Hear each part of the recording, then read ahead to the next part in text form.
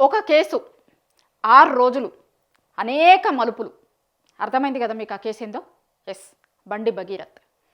బండి సంజయ్ కొడుకు బండి భగీరథ్ మీద కేసు ఫైల్ అయ్యి ఇప్పటికీ 6 రోజులు అవుతుంది.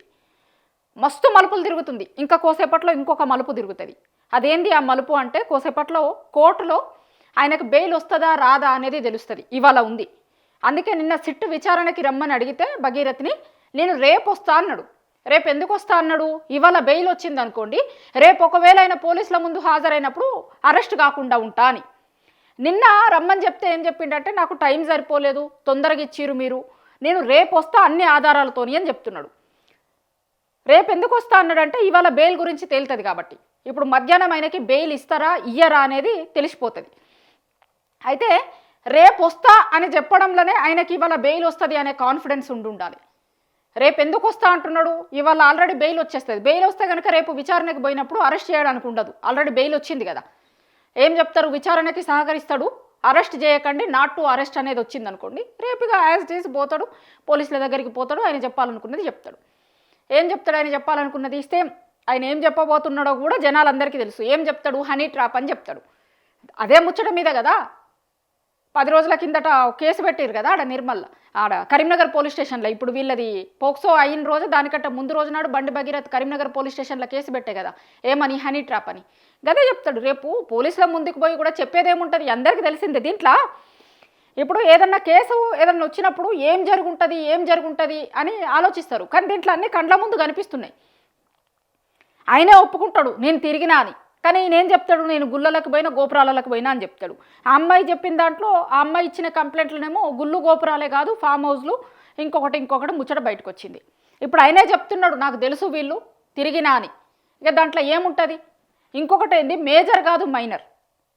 ఇప్పుడు తేల్చాల్సింది అంటే మేజరు ఇది మైనర్ కాకుండా మేజర్ అయితే మీకు ఏమన్నా చేయొచ్చు, మీరు అమ్మాయి మీద అఘాయిత్యం చేసినా ఏం కాదు, ఏమన్నా చేయొచ్చు అని మీకు రూల్ ఇచ్చినట్ట.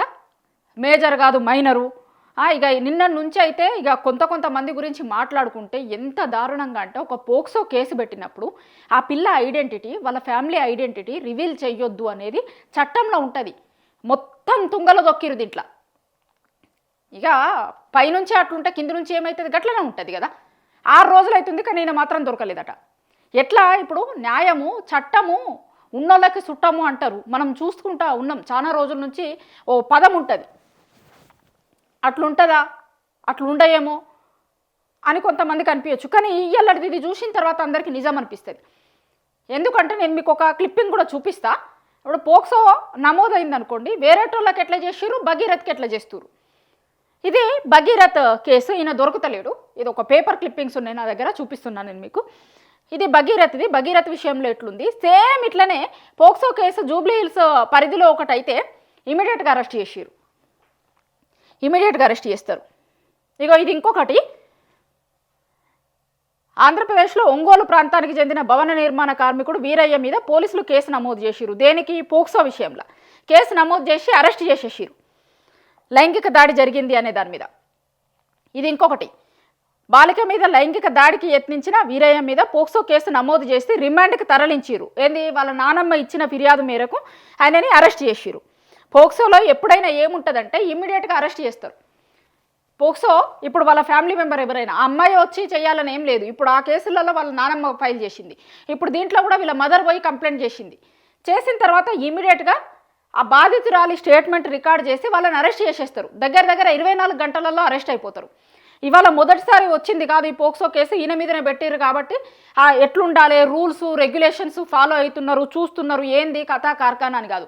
అసలు పోక్సోలు నమోదైతేనే ఉన్నాయి, పోక్సో కేసులు పెడితేనే ఉన్నారు. పోక్సో పెట్టినప్పుడు ఫస్ట్ స్టేట్మెంట్ రికార్డ్ చేసి వాళ్ళని అరెస్ట్ చేస్తారు. కానీ ఈయన విషయంలో అనేక మలుపులు అని చెప్పుకున్నాం. చూసిరేగో గివ్వే మలుపులు. 6 రోజులు అవుతుంది కానీ భగీరథ్ దొరుకుతలేడట. ఇప్పుడు నిన్న పోలీసు వాళ్ళకి ఒక లెటర్ వచ్చింది కదా, అది ఎక్కడి నుంచి వచ్చింది? ఫ్యాక్స్ వస్తే ఎక్కడి నుంచి ఫ్యాక్స్ చేసిండు, ఎవరు చేసిరు? అరే 2 నిమిషాల పని అని అంతకుముందు పోలీస్ డిపార్ట్మెంట్లో పనిచేసిన ఆర్ఎస్ ప్రవీణ్ కుమార్ లాంటి వాళ్ళు చెప్తారు. నేను కనుక పోలీస్ అధికారిని అయ్యి అట్లనే ఉంటే, నేనే పోలీస్ అధికారిగా ఉన్నప్పుడు ఇట్లాంటి కేసు వస్తే 2 నిమిషాలలో పట్టుకుంటామని చెప్తున్నారు. ఇప్పుడు కేసు ఫైల్ అయిన రోజు నుంచి వాళ్ళ కొడుకు కాల్ డాటా, ఫోన్ మారిస్తే ఏది ఎందుకు మార్చిండు ఏంది, ఇంటి దగ్గర ఉన్న సీసీ కెమెరాలు, వాళ్ళ ఫ్రెండ్స్, ఇవన్నీ దొరకబడితే జల్లెడ పడితే 2 నిమిషాలలో పట్టుకొస్తారంటారు. వాళ్ళు చెప్పుడు కాదు, మనం గతంలో చూసినాం కదా చాలా సందర్భాలలో. రీట్వీట్ కొడితే, రీపోస్ట్ చేస్తే, రాత్రిళ్ళల్లో వేరే దగ్గర నుంచి వచ్చేటోళ్ళని ఎయిర్పోర్ట్లో పట్టుకున్నాయి లేవా, మనకు చూడలేదా? అంతెందుకు, అంతకుముందు ఆ ఎన్టీవీది కొంతమంది జర్నలిస్టులను అరెస్ట్ చేసి చూసిరా, దాంట్లో ఒక జర్నలిస్ట్ని ఏడబట్టుకున్నారు. ఆయన ఫ్యామిలీతోనే ట్రిప్ పోతూ ఉంటే ఎయిర్పోర్ట్లో పట్టుకున్నారు. ఇప్పుడు మామూలు కేసులలోనే ఇట్లా పోయి పట్టుకొని వస్తున్నారు కదా, మరి ఇది హై ప్రొఫైల్ కేసు కదా. ఇంత ఉన్నప్పుడు ఎవరి మీద అయితే ఆరోపణలు వచ్చినాయో వాళ్ళకి దేశం దాటిపోవడం కూడా పెద్ద సమస్య కానప్పుడు ఎంత అలర్ట్గా ఉండాలి అంటే, ప్రతి దాంట్లో నిర్లక్ష్యం కనిపిస్తుంది, ప్రతి దాంట్లో లేట్ చేయడం కనిపిస్తుంది. అంటే మేము దీని మీద సిట్ వేస్తాం, సిట్ వేసినట్టు వేస్తాము, అది ఎంక్వైరీ జరుపుతూ ఉంటుంది, అంతలోపు మీరు పోయి కోర్టుకు పోయి బెయిల్ తెచ్చుకోర్రి. ఇట్లనే ఉంది ముచ్చట, చూస్తే అట్లనే అనిపిస్తుంది. ఇప్పుడు వేరేటోడు ఎవడన్నా ఉంటే రాస్తే, అసలు పోక్సో కేసులలో సిట్లు వేసినా పోక్సో నమోదైన తర్వాత ఇమీడియట్గా తీసుకొని రావాలని ఉంటుంది. దీంట్లో సిట్ వేసినది మళ్ళీ కొత్తగా. చాలామంది లాయర్లు ఏమంటారు అంటే, పోక్సో పెట్టిన తర్వాత ఇమీడియట్గా యాక్షన్ ఉండాలి కానీ మళ్ళీ సిట్ వేసుడేంది. సిట్ వేసి 2 రోజులు ఈ వాళ్ళకి చెప్తారు, ఇన్ఫర్మేషన్ ఇస్తారు, వాళ్ళు వీళ్ళకి ఇస్తారు, ఇది లేట్ చేసుడు కాకపోతే ఏంది. పోలీసులట వాళ్ళ మేనమామ ఇంటికి పోయి నోటీసులు ఇచ్చి వచ్చారు, ఎందుకు వాళ్ళ నాన్న ఇల్లు దొరకలే. ఇప్పుడు అన్నిట్లల్లా పోలీసులు ఎవరి మీద నన్న ఆరోపణలు ఉంటే వాళ్ళ ఇంటికి పోయి వాళ్ళ అమ్మకో నాయనకో అన్నకో తమ్ముడికో గీళ్ళకి ఇచ్చి వస్తారా, మేనమామకి ఇచ్చిరా? మీరు చాలా కేసులలో కూడా అట్లనే చేస్తారా? మరి ఎందుకు కేంద్ర హోంశాఖ సహాయ మంత్రి కాబట్టి ఆయన ఇంటికి పోలేక ఆయనకు నోటీసులు ఇవ్వలేరా? వాళ్ళ మదర్కి నోటీసులు ఇవ్వలేరా? మేనమామకి ఏ లెక్కల నోటీసులు ఇస్తారు? అసలు ఎవరి మీద అయితే కేసు అయిందో వాళ్ళ ఇంటికి పోయి ఇవ్వాలి కదా, వేరే దగ్గరికి పోయి ఎట్లా ఇస్తారు? ఇది ఇచ్చిన తర్వాత మళ్ళీ సిట్టేసి విచారణకి రమ్మంటే నేను రాను అంటుండేని. మీరు పిలిచినప్పుడు కాదు, నాకు రావాలనిపించినప్పుడు వస్తా అని చెప్పిండు. సప్పుడు చేసిరా, కుయ్యమన్నారా? ఇప్పుడు ఇక ఒకవేళ వేసుకున్న బెయిల్ రాలేదనుకోండి, ఇక అప్పుడు హడావిడి స్టార్ట్ చేస్తారు. మళ్ళీ ఏంది అంటే, పోలీసులు కూడా మీరు బెయిల్ వేసుకోరి, చూసుకోర్రి, మరి మీరు తొందరపడుర్రి అని చెప్పిన లెక్క ఉంది అని లాయర్లు అంటారు. నేను కాదు, ఈ కేసుని ఫస్ట్ నుంచి చూస్తున్న వాళ్ళు ఏమంటారు అంటే, అసలు సిట్టేసుడు ఎక్కడిది? పోక్సోలో ఇప్పుడు ఫస్ట్ టైం పోక్సో అయిందా స్టేట్లో ఫస్ట్ పోక్సో కేసు కాదు కదా. ఏం చేయాలి, ఎట్లా చేయాలి, దీంట్లో లీగాలిటీస్ ఏమున్నాయని చూడడానికి. అసలు పోక్సో అయ్యిందంటేనే ఇమీడియట్గా తీసుకొని వచ్చి అరెస్ట్ చేస్తారు. కానీ ఆయన దొరుకుతలేడా, పట్టుకునే ఉద్దేశం లేదా? లాయర్లు అడుగుతుర్రు, దొరుకుతలేరా, పట్టుకునే ఉద్దేశం లేదా? 2 నిమిషాలలో దొరకబడతారు. దేశ విదేశాలలో ఉన్నోళ్ళని ఇండియాకు వస్తున్నారు అని తెలిస్తే ఎయిర్పోర్ట్లలో పట్టుకొని పోయిన రోజులు ఉన్నాయి.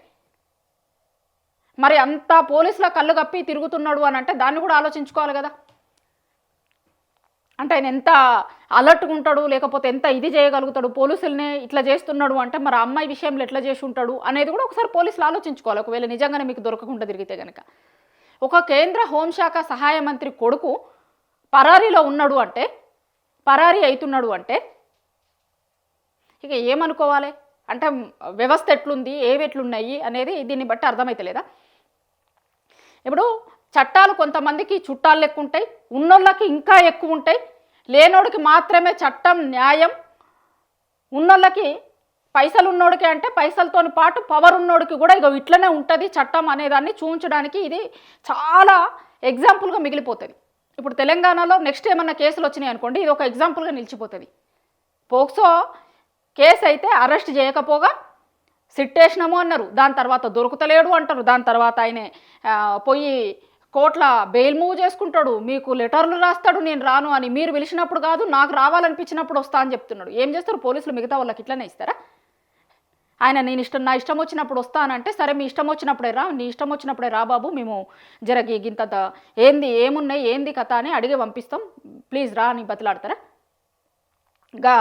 నల్లబాలుది ఉండే చూసిరా, మనం చూసినాం కదా గతంలో. ఒక ట్వీట్ రీట్వీట్ చేసినందుకు అన్నం తింటా ఉంటే ఇంట్లో అన్నం కంచం మించెళ్ళి ఎత్తుకొని పోయిరు.